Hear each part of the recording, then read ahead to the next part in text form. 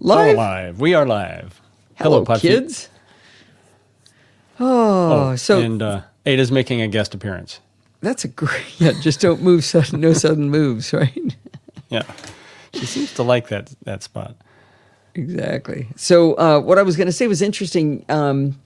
In the last couple of weeks, I think we've all noticed that my video is slowed down and then it'll speed up and slow down. And this is the cable that came with the Logitech camera. So I've got the 4K camera from Logitech that was designed for the Pro Display XDR. So it's the magnetic mount one. And it's got this really cool cable with two right-angled connectors angled differently, and it's really awesome because one goes into the Pro Display XDR and the other one into the back of the camera, and it's just this perfect length cable. Well, I did an experiment I told you guys about where I swapped it out for a regular cable, and it was fine. It turns out I have two of these cables because I had a problem with one of the first Logitech camera I got, and they sent me a new one and said, don't bother to send the old one back. And so, I kept it because, I don't know, maybe it's okay, whatever.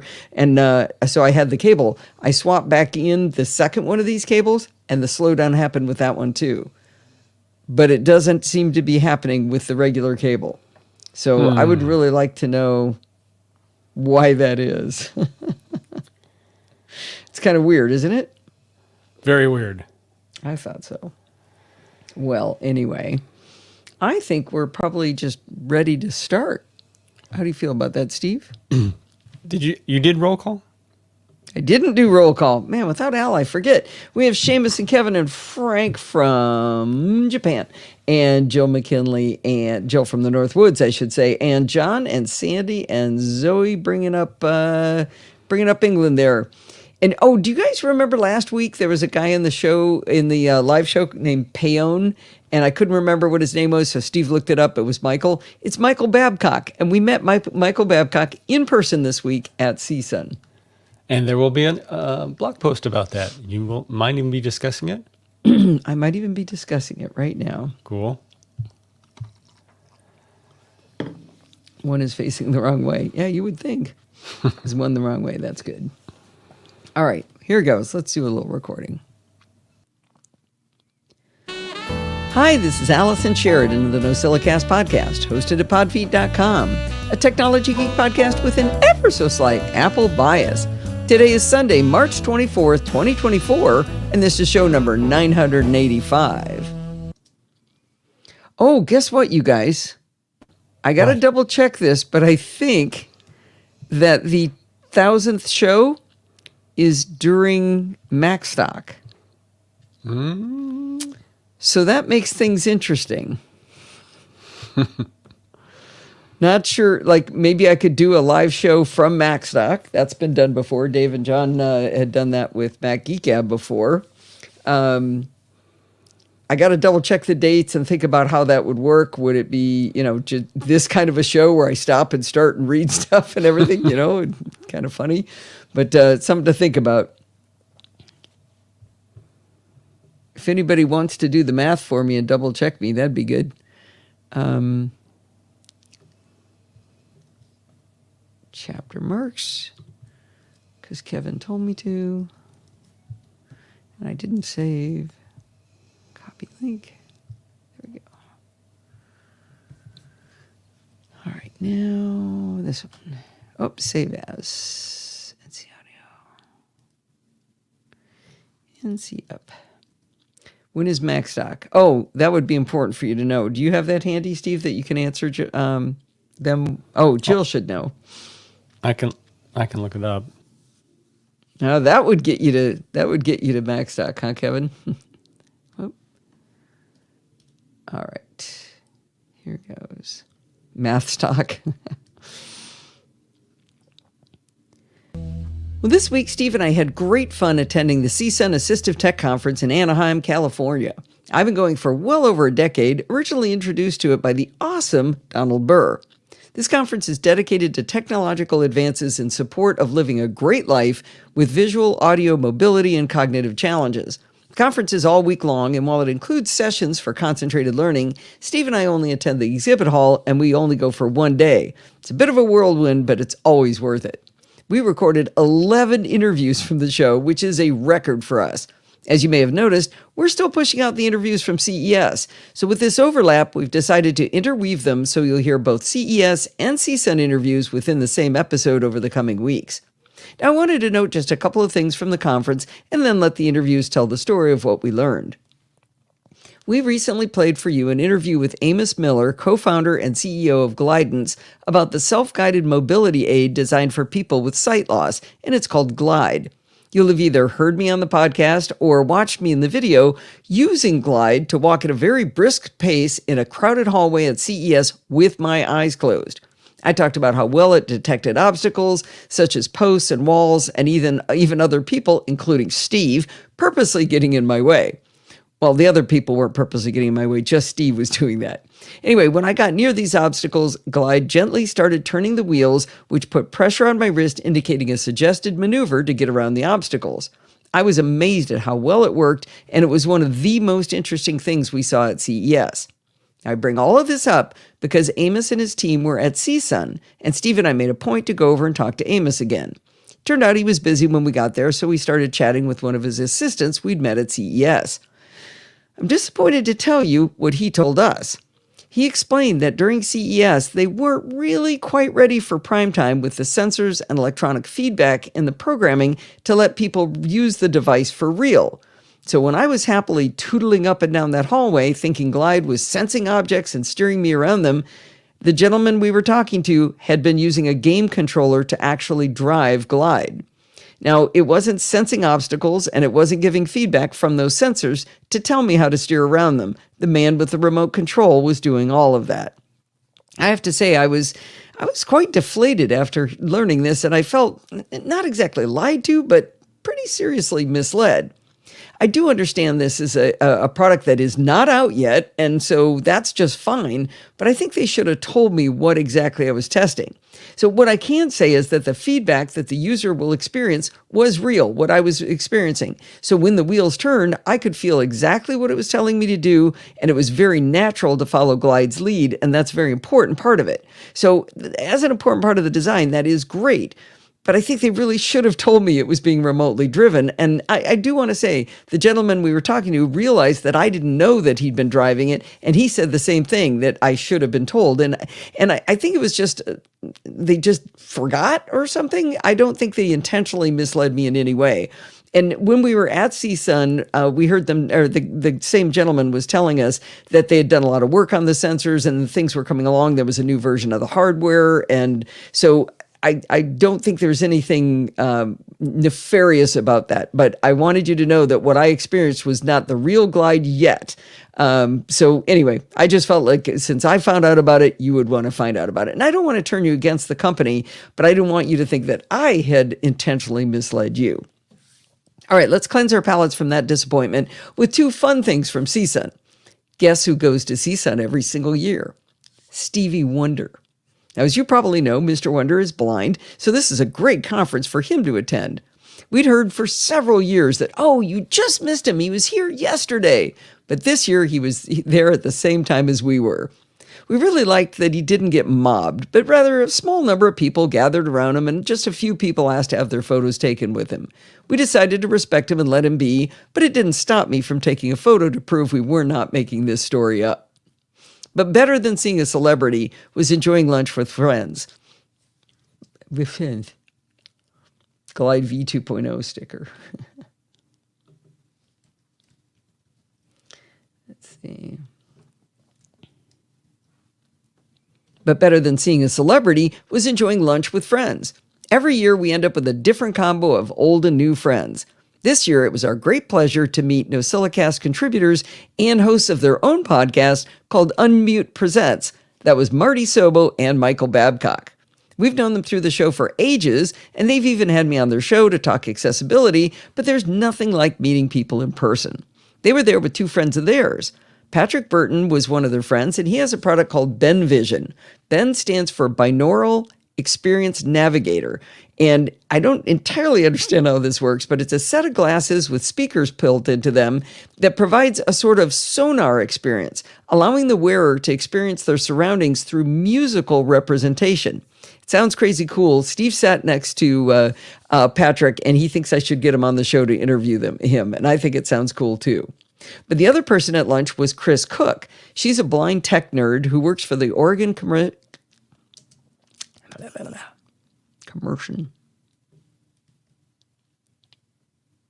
The other person at lunch was Chris Cook. She's a blind tech nerd. Wait a minute, did I already say that? It sounds crazy cool, Patrick, and he thinks. The other person at lunch was Chris Cook. She's a blind tech nerd who works for the Oregon Commission for the Blind, and she tests out everything for the visually impaired. And she is, she's really nerdy about gadgets. She was absolutely delightful. Definitely my people. She let me take a photo of her accessible watch, which was cool. You see, the crystal over the watch face flips up, and then you can feel the hands with your fingertips, along with little bumps for each hour. She also modeled her Envision glasses.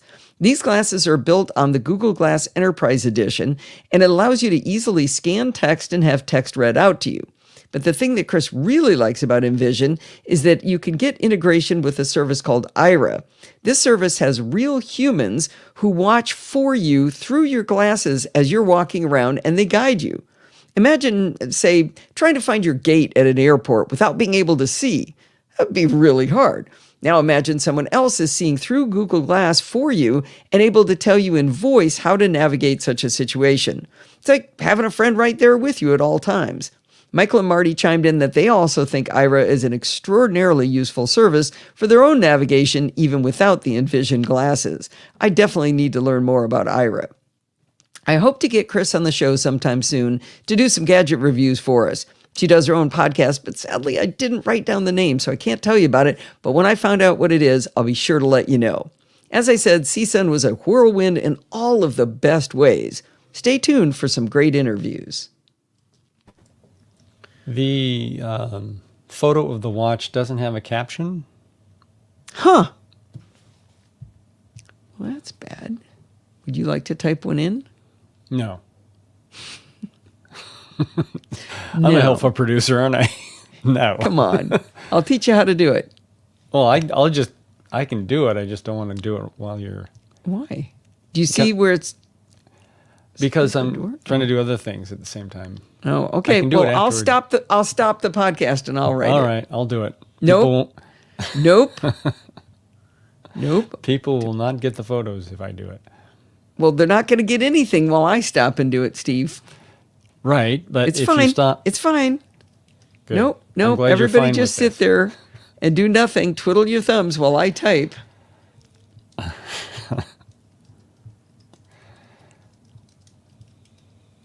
Hey, could you speed it up a little?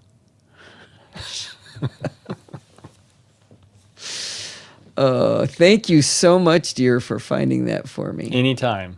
I'm here to help. All right. Chapter mark. Thank you, Kevin. Why am I hearing things? I should be in Do Not Disturb.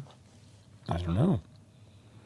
Alistair's yakking over there in Slack. Somebody tell him to quit bothering me. Tell him my watch is going off while I'm doing the live show.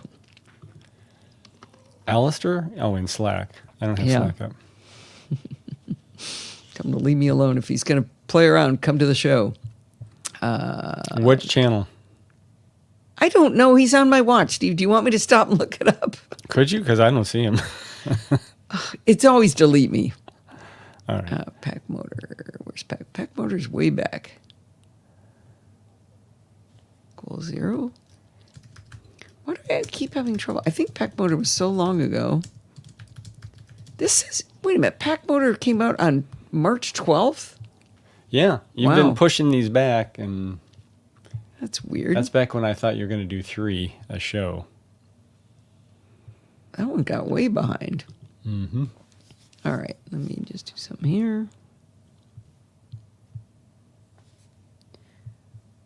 Before we get into any... I could hear your keyboard, honey. Before we get into any assistive technology interviews, though, let's learn about how you can be lazy while kayaking with Pack Motor from CES.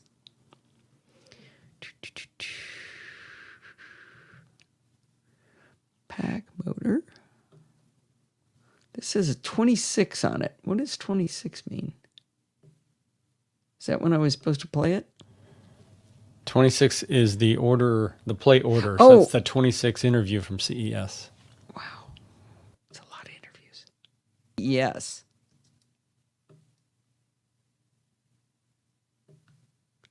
Be lazy while kayaking with Pack Motor from CES.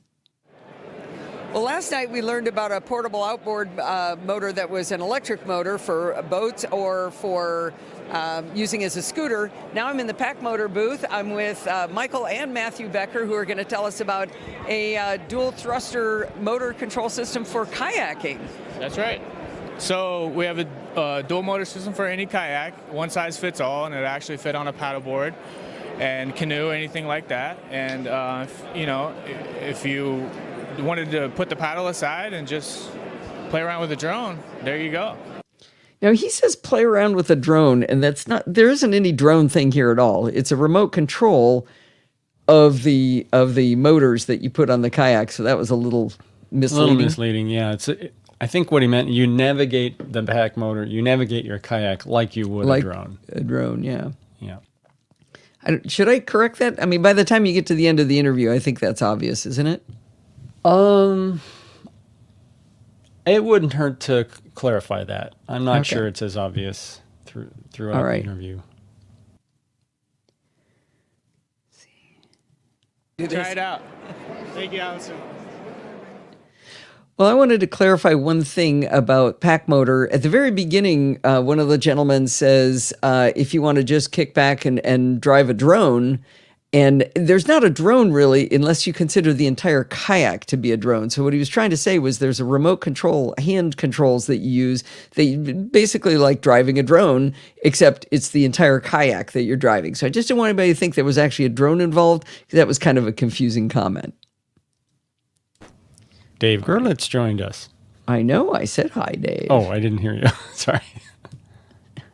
Hello, Dave. Well, no, I didn't say it out loud. I typed it. Didn't I? Why did I type it? That's weird. All right. Goal 0 is going to be next. Actually, so I should move these. I'm going to move these out. Pack Motor. And then goal 0 is going to be next. Better do this. Wait, no. Copy. Come on. There we go. Paste. Copy link. Nope.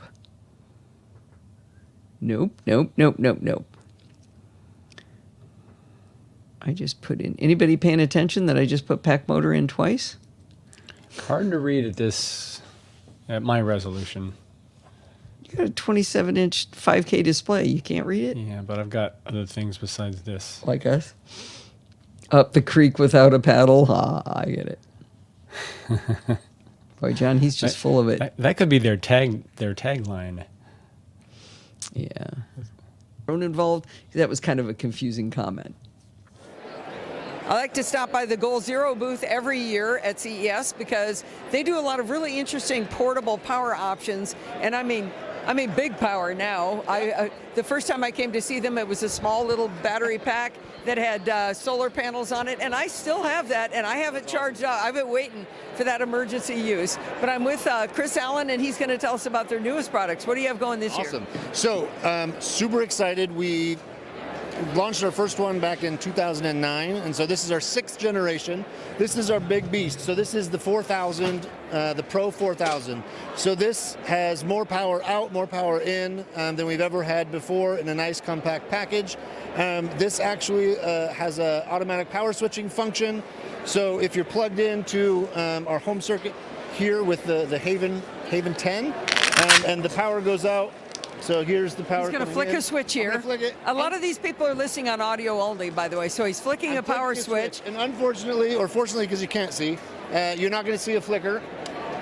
But the power is off. So the power transferred immediately from the grid, which we're plugged in through the power here, the Mirage, and now it's pulling directly from here. So in a power outage, there is less than 10 millisecond power down.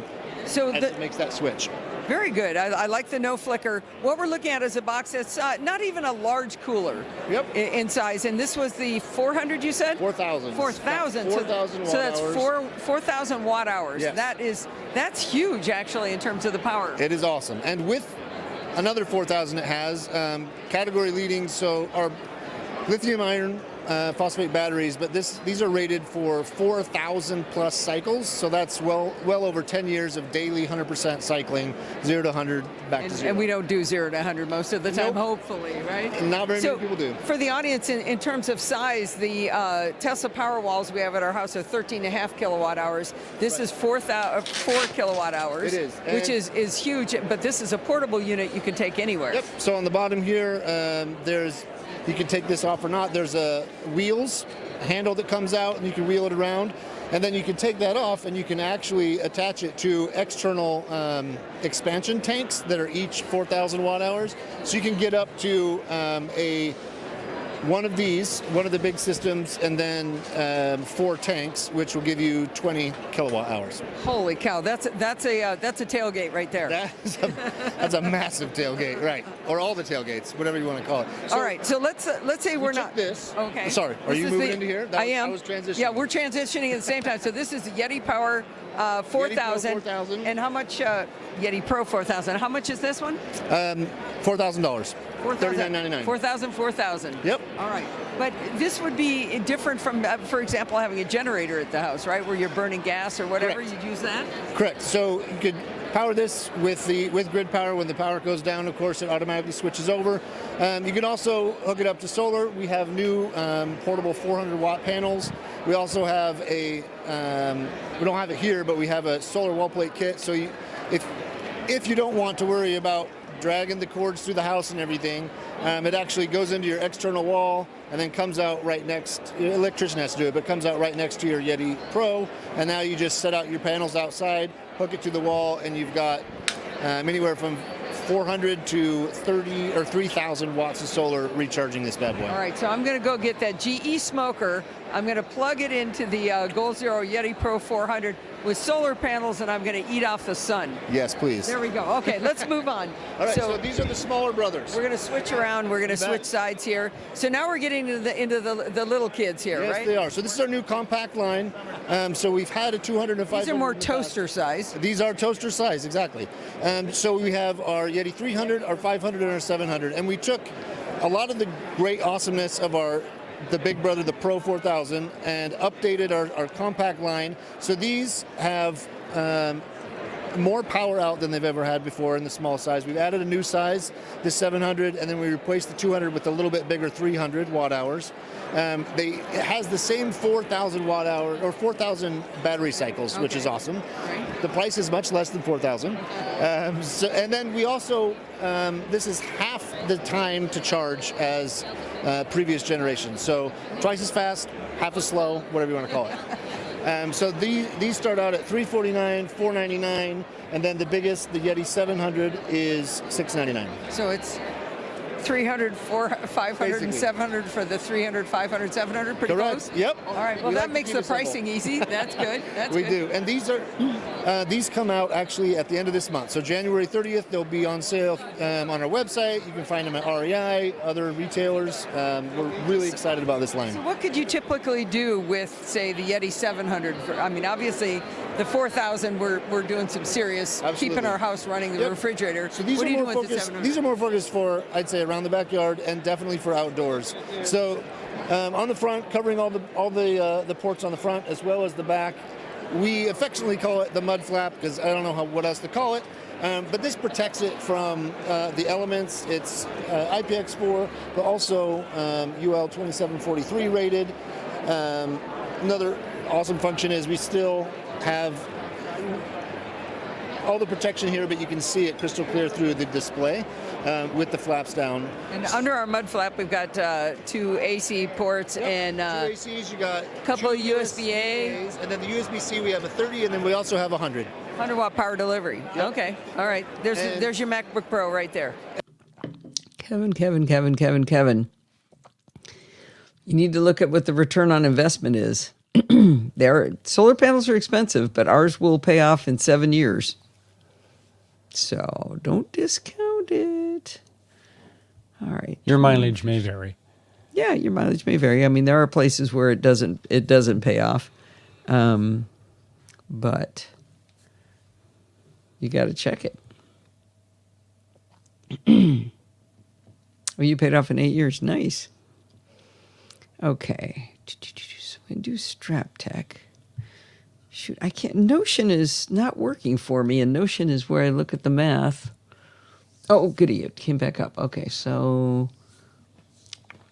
that's 6 and that's 12. So we have 12, and we're at 21. That'll only be 33. Yeah, I'll probably will end up doing Tempest after all. Okay. All right, let's go. Oh, no. No, I think I'm going to do support the show now.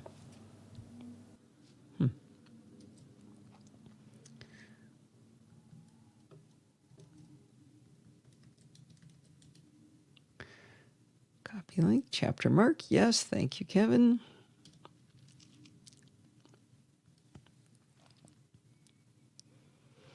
Hey, folks. I just submitted my taxes for the Podfeet business to my accountant, and it wasn't pretty. I know times have been tough for folks over the last few years especially, so quite a few folks have tailed off their donations through Patreon. It's also important to understand that Steve and I can't afford to completely fund this show out of our own pockets. But it would really be preferable if it didn't cost us money to provide all this fantastic content for you. I'm afraid that in 2023, it costs us a lot of money to produce the shows, and I kind of wish it wouldn't. If you enjoy the work we do here and you'd like to help fund it, please consider going to podfeet.com/Patreon and making a small monthly donation. I'd really appreciate it. It was ugly. It was not good. Sorry about the... Did you say 2023? Yeah, it was my 2023 taxes that I was doing. That's why I said 2023. Yeah. Sorry, Steve? Oh, I was just going to apologize for the wrong end of Ada showing. I got to go see it. I got to go see what she's doing. She's just sitting there, just hanging out. Let's see. That's a good look. She doesn't like paying either. All right.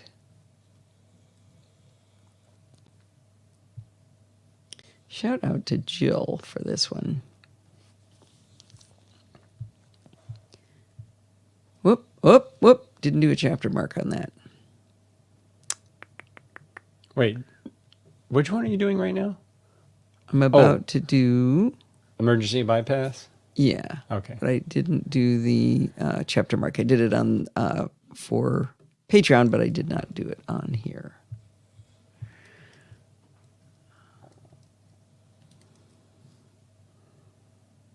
Copy link. All right, let's slide you just a smidge. There we go. All right. I didn't do it, whatever it is. Jill's the best. Oh my gosh. Did you guys listen to Buzz Blossom and Squeak? I forget if it was the latest one or the one before that, but Jill's talking about going out bike riding and there's turkey vultures following her on her bike. And she says, do I look that close to death? I'm telling you, you got to listen to her shows. She's the best.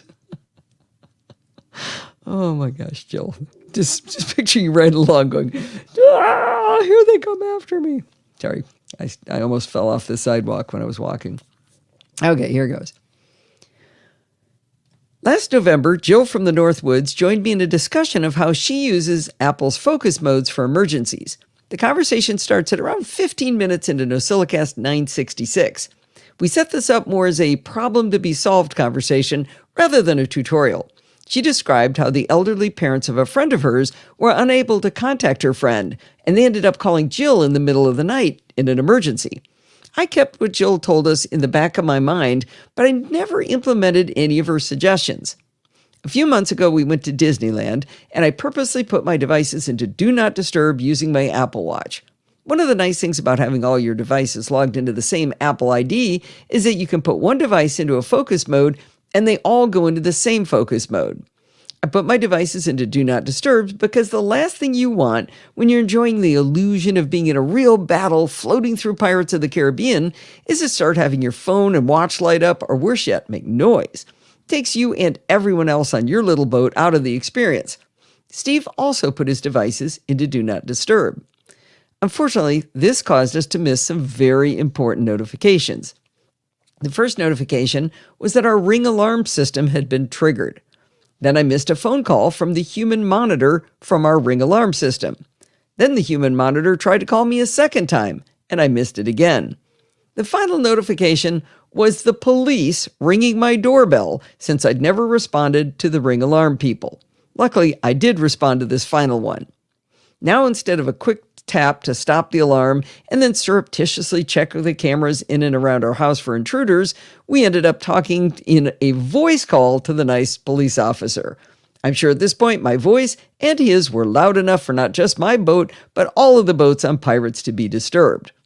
The solution Jill wrapped in a bow for us and I ignored was to tailor emergency bypass on our devices.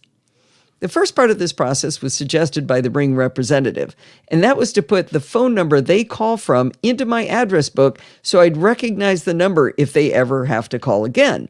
It had never occurred to me that they were smart enough to make calls always come from the same number. Now, this is critical since I decline every single call I get unless I recognize the caller. Now, emergency bypass from Apple is not findable inside settings using search, which is how I tried to look for it. I didn't find it there because it's a feature you have to turn on contact by contact. My explanation will be how to enable emergency bypass using iOS. Let's use the Ring monitoring number as an example of how this works. Most of your emergency bypass contacts will already have names you'll recognize, like Mom or Honey Bunch. In the case of the Ring phone number, I created a card that had every scary thing I could think of in the name, calling it Ring Alarm Emergency Monitoring. For each contact you want to have bypass Do Not Disturb in an emergency. Oh, that's a clumsy sentence. For each contact you're going to want to be able to have bypass Do Not Disturb in an emergency, select Edit on their card. In edit mode, you'll see ringtone. I'm sure that's the first place you're going to think of to look for emergency bypass is going to be under ringtone, right? Well, don't be worried if you have a cute ringtone like the opening refrain from the song Who Let the Dogs Out. We're not going to break that. Next to ringtone, you'll see a chevron pointing to the right, inviting you to see another screen. On this next screen, the very first thing you'll see is a toggle for emergency bypass. If you toggle this on, you'll notice that your adorable ringtone that makes you giggle every darn time is undisturbed, as is the option for whether to use haptics and which version of haptics. After you toggle on emergency bypass for this contact, tap Done. You'll notice now that the contact card says Ringtone Emergency Bypass On. If you have tailored your ringtone and or haptics, it'll also say Who Let the Dogs Out and Vibration Heartbeat. While we can receive phone calls on our Macs, at least via FaceTime audio or video, you not only can't set up emergency bypass on the Mac, you can't even see definitively whether any given contact is allowed to bypass a focus mode in an emergency. If you open up a contact and try to edit the ringtone, there isn't an option for emergency bypass. Worse yet, if you do set it up via iOS and then look at the contact card in macOS contacts, the ringtone will now say unknown tone. But that's only if you hadn't set up a specific ringtone. If you have a specific ringtone, then that's what it's going to show, so you have no way of verifying whether this contact is emergency bypass enabled or not. Thanks a lot, Apple. All right, I thought maybe I could create a focus mode, including tailoring to those contacts with emergency bypass. But focus modes disappointed me again. There's no option to select people by ringtone. This probably makes sense because regardless of focus mode, your phone's going to go nuts when any of your emergency bypass enabled contacts try to reach you. And one thing I would do if I was starting from scratch is to put a little note into each contact that says emergency bypass as I enable that feature for each contact. If you do this, you can then make a smart list in contacts for notes containing... If you do this...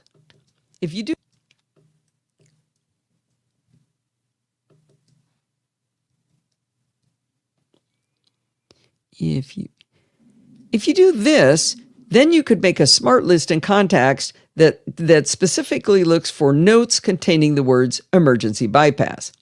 I'd use this if I ever wanted to find every contact designated for emergency bypass when maybe I needed to update the contacts I have. I also thought this would allow me to select the entire list in focus modes, but Apple in its infinite wisdom doesn't include smart lists in the selections inside smart modes. Focus modes, not smart modes. I also thought this would allow me to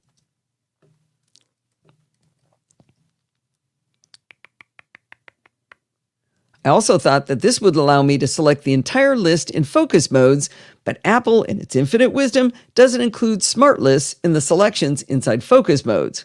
Thanks again, Apple.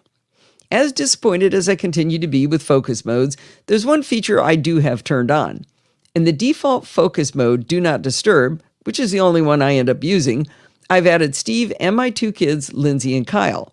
If you select the people option, you can use the little plus button to choose from your contacts to allow notifications. There's also a drop-down to allow calls, that's actual phone calls, from everybody, which would defeat the purpose of a focus mode, allowed people only, which is the people you added in the previous step, favorites, contacts only, or specific lists. But of course, not smart lists. But below that is another option that might be very useful. It's a toggle to allow repeated calls. This means that if a second call from the same person is received within 3 minutes, you'll get a call regardless of whether they're in your list of allowed callers. I actually did have allow repeated calls enabled with the Ring folks when I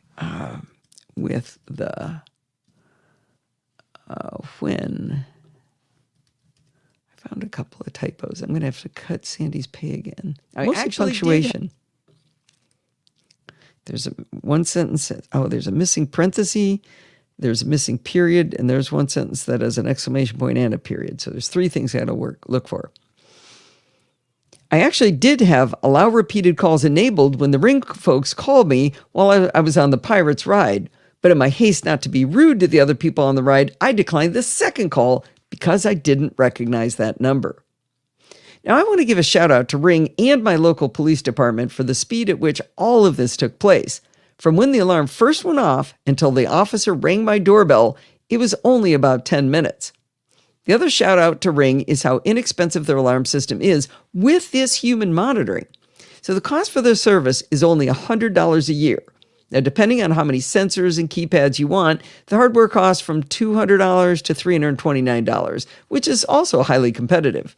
Now, in our case, adding the alarm system monitoring was even less expensive. When we bought our first Ring doorbell, we opted into their cloud video storage because it was only $30 a year. When we added a Ring floodlight cam to our backyard, we paid another $30 a year. I did hesitate on that one, but I couldn't find the logic why the second camera's footage would be less valuable than the first one. Then we added a third Ring camera system to the alleyway to get that lets you get into our backyard, and we forked over another $30 per year, bringing our total to $90 per year. Now here's the deal. You never pay Ring more than $100 per year, so adding human monitoring to our alarm system was only $10 per year more. I know Ring is owned by Amazon, and that might give people pause, but I have to say we're really happy with the service for our home. The bottom line is that we should all pay attention when Jill from the Northwoods is teaching us because she's usually, if not always, spot on with her advice. I'm glad I have my emergency bypass contact set up correctly now to make sure that if my alarm goes off, I will take the call before unnecessarily having the police come out on a false alarm. I'm pretty sure they have better things to do. Okay, what you didn't mention is we still don't quite know why the alarm went off. Yeah, But it was one of the few times that Tesla was in the house. Well, no, she's in the house a lot. Oh, but we sometimes don't alarm it when she's in the house by herself. Yeah, but we definitely have done it when she's in the house, so we don't know why it went off. Uh-oh. What? Cat number 2 just joined. Uh-oh. She doesn't get on the chair. Shoot, I just found another typo. Now I can't find it. I heard one parenthesis. Okay. Yeah, there's a parenthesis. There's a okay, do not disturb there. There's a period missing. And find a parenthesis. Okay, no, actually, I should find the opening parenthesis because there's one missing. Okay. A whole new cat. There's that one.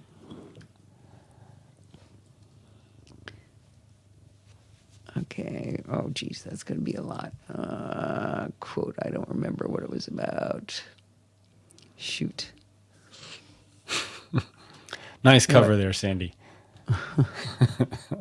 And I just brought her pay back up after her previous transgression. I found one of the parentheses. You know, technically you never said you were looking. There it is. Who let the dogs out? Question mark, quote, period. That's a good question, Sandy, here. Don't be worried if you have a cute ringtone like the opening frame from the song, comma, quote, who let the dogs out? Question mark, unquote. Do I put a period after that? No. Oh, capital. Okay. Okay, fine. Question mark, Where quote, is that? dot. Okay. Even though it's not the question mark isn't meaning the sentence, right? This looks funny. I had a period after that. One sentence ender is enough, but it's not a sentence ender. It's the name of the song. You know what? I should have capital letters on that. Actually, is that song actually called Who Let the Dogs Out? I think it is. I'll look it up. I actually had that as my ringtone for Steve for a while. Yep. Who let the dogs out? Using the title. So other than that, I did a great job. Okay, sending that again. All right, so I'm now at 30 minutes.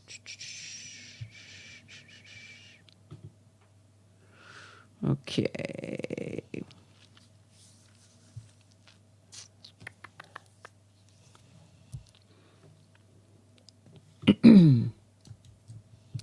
Gonna do another one from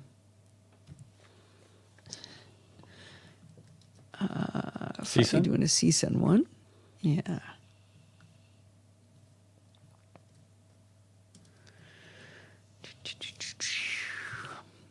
All right. All right. Enough teasing. Here's the first interview from CSUN.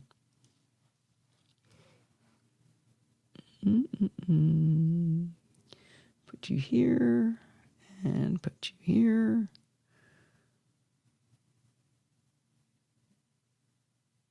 Wait a minute. Oh, no, there. There. Okay.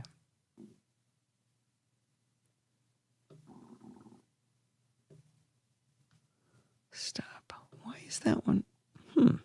That's interesting. Weird. Okay. It didn't delete it when I dragged it out of it. I thought it should have moved that, but it didn't. So the pictures of somebody else doing it, not me. Do a screenshot of me wearing Strap Tech. First interview from CSUN. Well, my new friend Javier De Leon from Strap Tech has strapped something to my chest here that I'm going to be testing out, I guess. Tell us about Strap Tech. So StrapTech, it's a startup in which we created a wearable device for the blind and visually impaired, which is a chest harness that has an array of sensors up front that can detect in real time upcoming obstacles.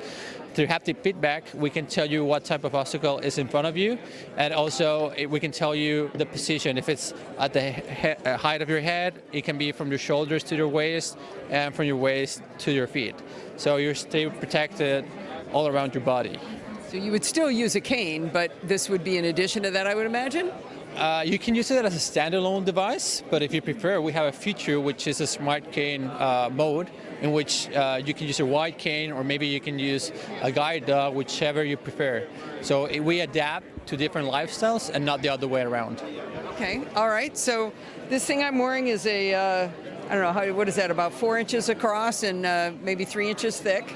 And he's got it strapped to my chest, and I noticed the straps have something in them. Yeah, we have haptic actuators which vibrate in the straps and also in the back of the device. The best way to describe the shape and size is like a hamburger bun. Yeah, yeah. It's pretty rounded. It's kind of soft to the touch despite it being plastic, but we want it to feel like a little bit more organic, right? Yeah. So it's not light, but it's well balanced with the 4 straps. Yeah. So I've got straps over my shoulders and around my waist. And you said these come in different sizes for kids or adults, small, medium, and large adults? Yeah, we have kids that have used it. Okay. I'm going to cut us off here. I forget if I said it. Steve, do you remember, did I say in the interview that you could never have worn it because it would make you ticklish? I don't recall. Tech. Strap.tech, and how much money is it? It's $1,700. We have financial options too, so you can pay in 6 months. Very good. Thank you. Thank you so much for your time again. Oh, that's genius. That's really good. Also, we have an algorithm. If you sit down, it works the same way. It turns off as soon as you stand up. We have an also. I think I said it afterwards. If you don't remember me saying it, well, I don't want to sound stupid and say it twice if it's already in there, but I think I did say that it was ticklish. All right. I've got a party favor to show you here. Copy link. Oh, PDX Kurt isn't here. Oh, you remember I was having weird audio problems? My recording last week, it did still end up sounding funny, but it went away after a reboot, so whatever it was. So a blind person walked down the street randomly giggling. Ooh. But not bumping into anything. Right, exactly. Let's see. I hope it doesn't enable this mic, but I'm gonna do a party favor here. Look at this. Can you see the blue on that? Mm-hmm. Isn't that cool? This is what I'm going to Is review. it a Bluetooth mic? No. That's the last thing you want. Yeah. All right.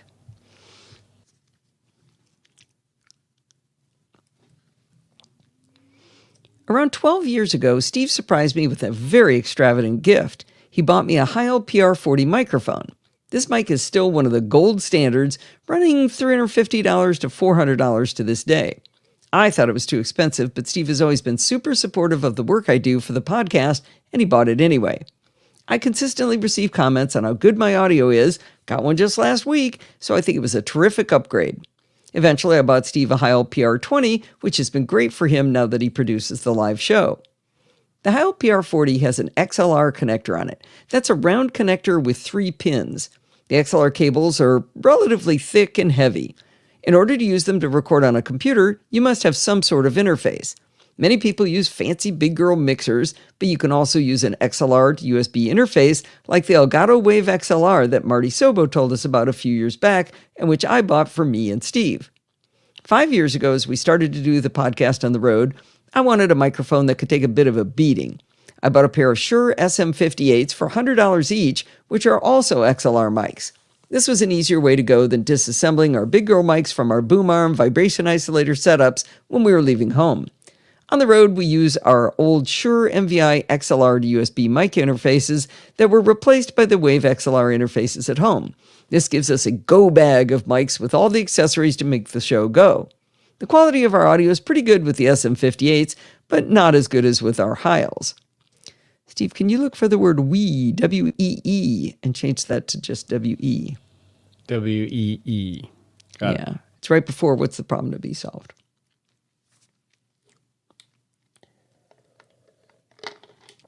They are great. Which ones? The SM58s or the Heils? All right. The 58s, yeah. I didn't realize how good they do sound. In other words, there is no problem to be solved. Everything is working just great. But podcasters can't help but buy microphones. It's like a disease. When Dave Hamilton of the Mac Geek Gab posted online that a mic he really liked was on sale for a stupid low price, I simply had to investigate. As a podcaster and a musician, Dave is a hardcore audio guy, so if he says it's good, I had no choice but to buy one. The mic he was talking about is the Tempest mic from 512 Audio. This mic lists for $169 on the 512 Audio website, but he found it on Amazon for $35. It's been a month or so since Dave first posted about this, and the Tempest is still on sale for $35 on Amazon. As I mentioned, both of our Heils and our SM58s are XLR mics and require an interface. The Tempest mic has a USB-C on it, not XLR, and even comes with a USB-C to USB-C cable. If this mic proves to be good enough to use as my Rode mic, that would mean I would have one fewer thing to carry because I wouldn't need an interface. In order to talk about the Tempest, I have to introduce a set of terms that I always have trouble keeping straight in my head versus dynamic microphones. The Heil PR40 and Shure SM58 are both dynamic mics, and the Tempest is a condenser mic. To explain the trade-offs between these two technologies, I'd like to quote an article from the Shure website. Condenser microphones usually are more sensitive and provide a higher output level. A higher output level can be used,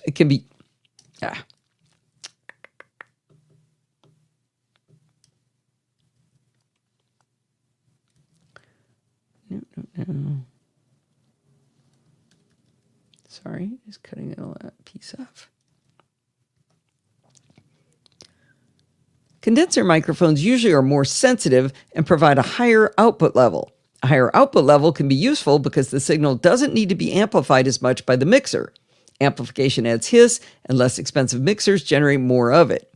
Condenser mics have better response to high frequencies than dynamic mics. This gives condensers a crisp, detailed sound. However, it can be a problem for podcasters who record at home. When using a condenser mic, you risk picking up too much of the shh sound from air vents or extra noises from the lips and tongue. Dynamic mics naturally mask all of these irritants, just like a soft focus filter on a camera hides blemishes. All right, that's the end of quoting Shure. So my dynamic mics, especially the Heil PR40, have been masking irritants for you all these years, but maybe not giving you as crisp and detailed sound as a condenser mic like the Tempest mic might provide. I don't use a mixer, so we might get lucky and evade the problems of less expensive mixers mentioned in the article. I do use Audio Hijack as a virtual mixer, so I can filter out some of the annoying sounds. Most of the time, I'm able to create a very quiet environment for recording the shows. At home and on the road, I tend to record in bedrooms with lots of nice sound-absorbing carpet and bedding. In the summer, though, when we're at Lindsay's house, it can be well over 100 degrees outside, so we'll have to see how much the Tempest mic might pick up from the air conditioning. Maybe we'll just freeze out the whole family until showtime and then shut it off during the duration of the show. The Tempest, again for only $35, comes with a mic stand and two different connection options. One is a simple ring that hard mounts the mic to the stand. This can be problematic as any vibration on the desk will be translated directly into the mic. For example, if I'm recording in someone else's show, I often interact with a chat room while someone else is talking. My typing could come through on the mic, which is very distracting. The second mount for the tripod, again for only $35, includes a vibration isolator. Seriously, a vibration isolator it's included for $35. Anyway, a vibration isolator is a series of rubber bands that allow the mic to kind of float and keep surface vibration from transmitting into the mic. Unlike my other mics, you don't talk into the end of the Tempest, you talk into the side of it. I'm embarrassed to admit how I figured this out. I was playing around trying to figure out how to get the mic to be stable on the tiny included tripod.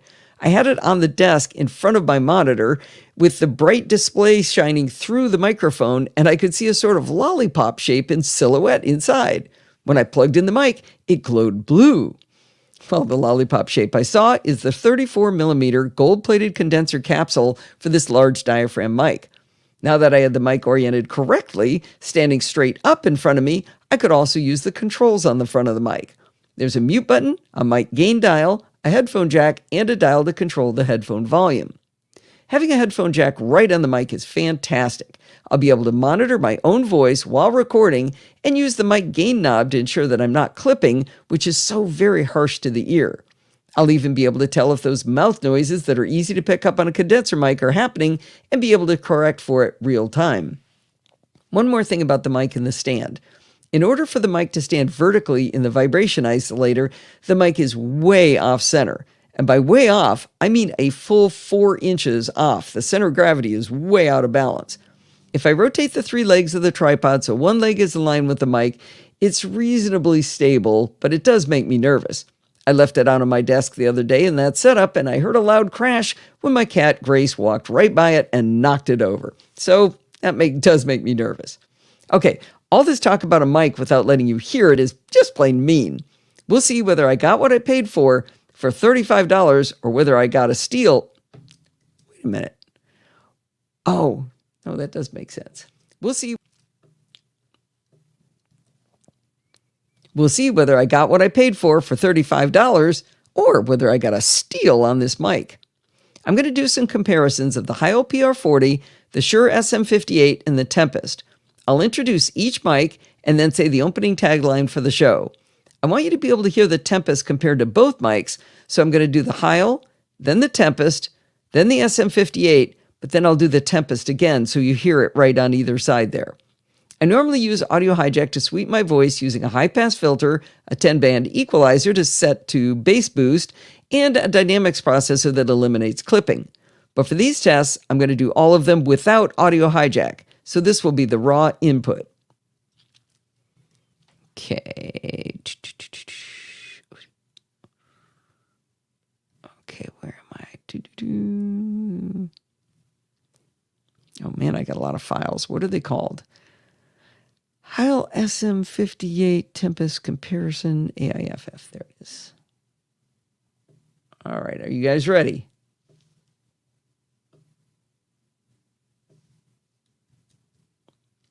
Here we go. The raw input. This is the Heil PR40 raw input. Actually, I'm going to be a little bit more gap. Jack. So this will be the raw input. This is the Heil PR40 raw input without Audio Hijack. Hi, this is Allison Sheridan of the NosillaCast podcast, hosted at podfeet.com. This is the Tempest raw input without Audio Hijack. Hi, this is Allison Sheridan of the NosillaCast podcast, hosted at podfeet.com. This is the Shure SM58 raw input without Audio Hijack. Hi, this is Allison Sheridan of the NosillaCast podcast, hosted at podfeet.com. This is the Tempest raw input without Audio Hijack. Hi, this is Allison Sheridan of the NosillaCast podcast, hosted at podfeet.com. So that's pretty much the same, right? Can you guys even tell the difference between those? Yeah.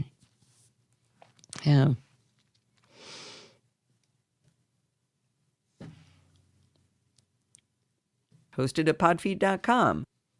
I have to say, the difference between those three mics is pretty insignificant to me, and I'm listening to it in the raw AIFF version of it through my headphones, through my good headphones, so it really does seem like I got a good deal with this mic.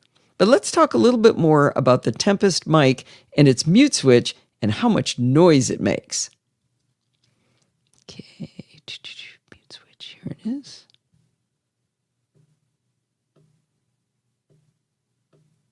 Come on. Okay, cut a little bit off of that. Much noise it makes. I'll stay on the Tempest mic here for a bit. I'm curious what you think of the three microphones in comparison to each other. My guess is that different people will like different mic sounds.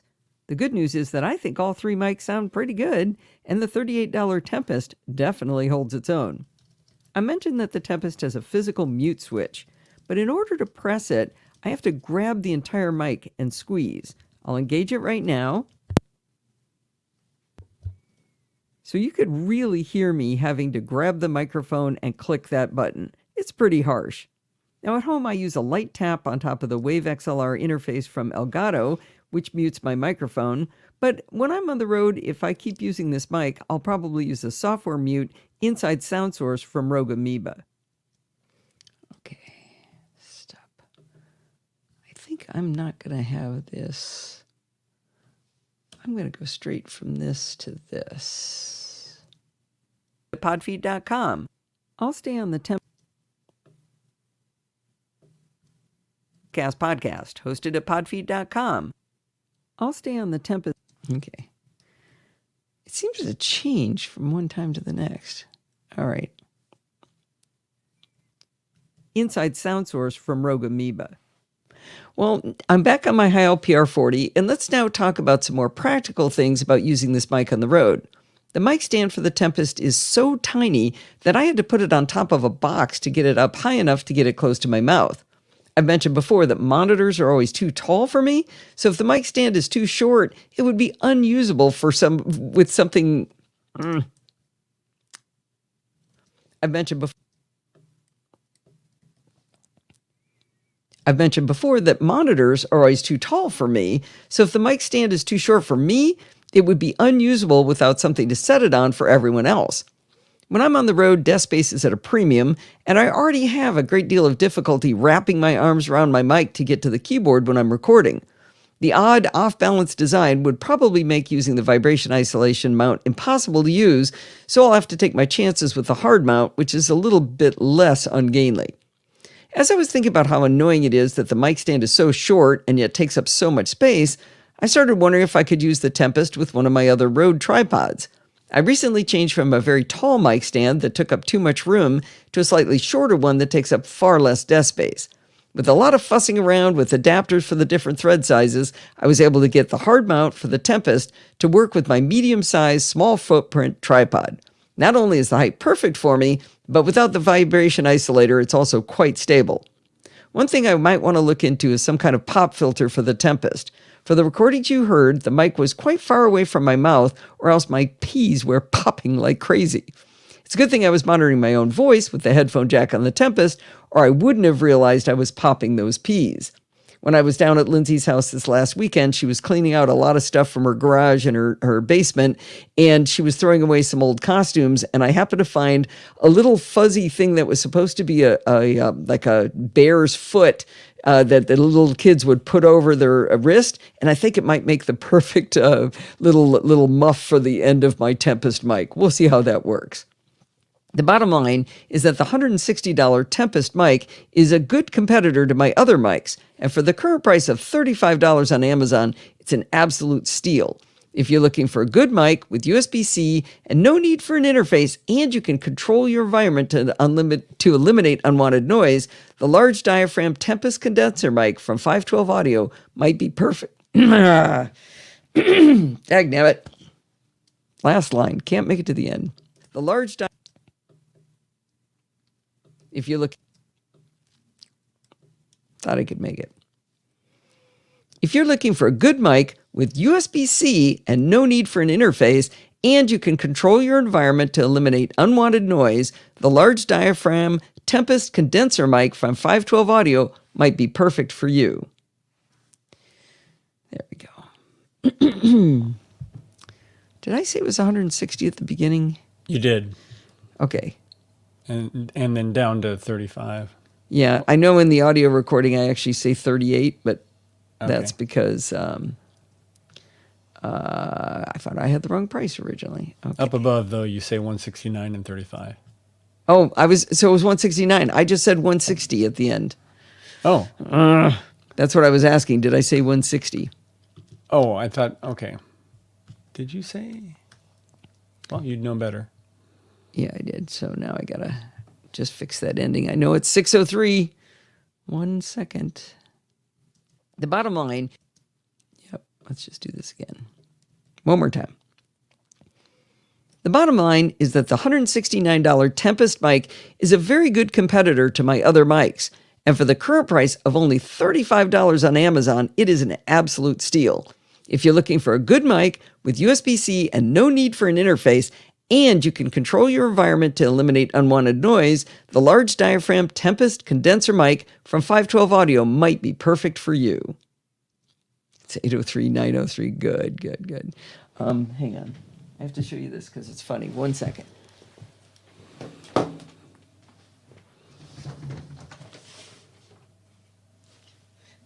This is the thing I was talking about. Look at this. Yeah, I could use that.